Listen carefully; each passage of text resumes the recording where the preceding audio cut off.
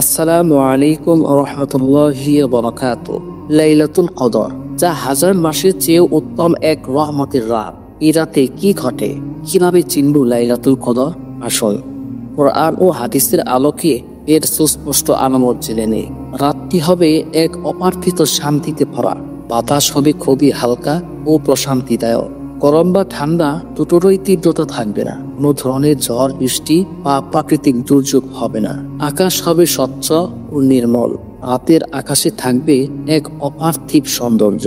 মেঘ থাকবে কম বা একেবারেই থাকবে না। তীব্র কালো অন্ধকার অনুভব হবে না। চারপাশে অদ্ভুত প্রশান্তি ও নীরবতা থাকবে। প্রাণীকুল, বিশেষ করে কুকুর, বেড়াল, পাখির ডাকাডাকি কমে যাবে। মনে হবে যেন ওটা পৃথিবী এক গভীর প্রশান্তির মধ্যে রয়েছে। চাঁদ থাকবে অর্ধেক থালার মতো, হালকা উজ্জ্বলতা ও ছোট আকৃতি। হাদিস অনুযায়ী লাইলাতুল কদরের রাতে চাঁদ হবে অর্ধেক থালার মতো, সহিহ মুসলিম। চাঁদের আলো হবে উজ্জ্বল কিন্তু ঝলমলে নয়, যেন এক স্নিগ্ধ আলোর উৎস। আকাশে অদ্ভুত আলোক সজ্জা দেখা যেতে পারে। কিছু আলেমদের মতে আকাশে এক প্রকার আলোকিত অনুভূতি দেখা যায়, যা অন্য রাতের মতো নয়। কখনো কখনো রাতের আকাশে বিশেষ আলো দেখা যেতে পারে, যা অলৌকিক মনে হয়। এই রাতে মুমিনদের অন্তরে এক গভীর প্রশান্তি অনুভব হয়। দোয়া ও ইবাদত করা সহজ হয়ে যায়। দীর্ঘ সময় ইবাদত করলেও ইবাদতে ক্লান্তি আসে না। মনে হয় যেন আল্লাহর রহমতের দরজা উন্মুক্ত হয়ে গিয়েছে। মনে হবে দোয়া কবুল হচ্ছে। আল্লাহর রহমতের বিশেষ অনুভূতি হয়। দোয়ার সময় হৃদয়ে এক গভীর প্রশান্তি ও কান্নার অনুভূতি তৈরি হয়।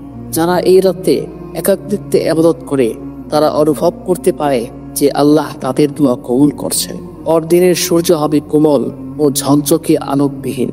রাসূল সাল্লাল্লাহু আলাইহি ওয়াসাল্লাম বলেছেন, লাইলাতুল কদরে সকালের সূর্য হবে কোমল, তা কড়া আলো ছাড়াই উদিত হবে। এটি এমন হবে যেন সূর্যের আলো ফিল্টার করা হয়েছে, যাতে ঝলক থাকবে না। সূর্যের আলোতে কোনো প্রকার প্রখরতা থাকবে না। সূর্যোদয়ের সময় সূর্যকে খালি চোখে দেখা সম্ভব হবে, কারণ তা ঝলসানো হবে না। কখনো কখনো হালকা বৃষ্টি হতে পারে। কিছু হাদিস থেকে জানা যায় লাইলাতুল কদরের রাতে হালকা বৃষ্টি হতে পারে।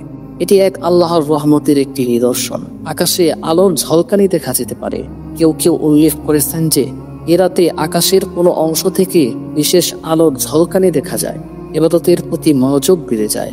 অন্যান্য রাতের তুলনায় এই রাতে দীর্ঘ ইবাদত করতে খুবই সহজ মনে হয়। যারা সাধারণত নামাজে মনোযোগ দিতে পারে না, তারাও একাগ্রতার সঙ্গে ইবাদত করতে পারে। এ রাতে বেশি বেশি ইবাদত করুন, কারণ রাসূল সাল্লাল্লাহু আলাইহি ওয়াসাল্লাম বলেছেন, আল্লাহুম্মা ইন্নাকা আফুউন তুহিব্বুল আফওয়া ফা'ফু আন্নী, যার অর্থ হচ্ছে, হে আল্লাহ, আপনি ক্ষমাশীল, ক্ষমা করতে ভালোবাসেন, তাই আমাদেরকে ক্ষমা করুন।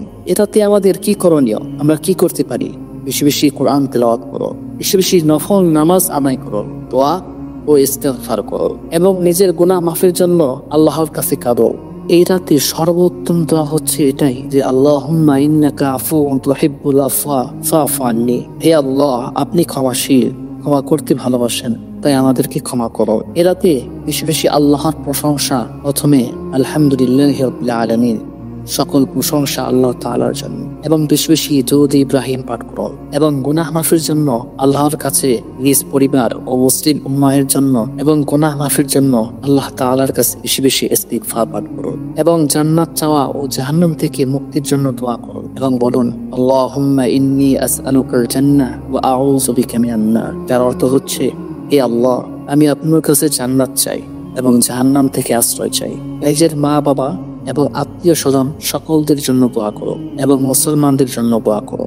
এজন্য আল্লাহ তাআলার কাছে আপনি বলতে পারেন, রব্বি জাআলনি মুকিমাস সালাতি ওয়া মিন যুররিয়্যাতি রব্বানা ওয়া তাকাব্বাল দুআ, হে আমার রব, আমাকে এবং আমার বংশধরদের নামাজ কায়েমকারী করুন, এবং আমার দোয়া কবুল করুন, এবং ইহকাল ও পরকালের কল্যাণের জন্য দোয়া করো।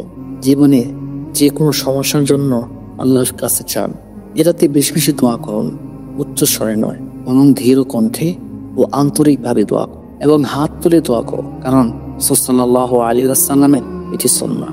তাহাজ্জুদ নামাজ আদায় করুন, এবং বেশি বেশি কোরআন তেলাওয়াত করুন, এবং বেশি বেশি ইস্তিগফার ও জিকির করুন, এবং বেশি বেশি গোপনে দান সাদকা করুন, এবং দীর্ঘ সময় ধরে দোয়া করুন। এই রাতে করা একটি দোয়া হাজার মাস দোয়া করার চেয়ে উত্তম। আল্লাহ আমাদের সবাইকে লাইলাতুল কদরের বরকত দান। আমিন। ভিডিওটি ভালো লাগলে আপনাদের বন্ধুদের মাঝে শেয়ার করুন এবং আমাদের এই চ্যানেলটি সাবস্ক্রাইব করুন।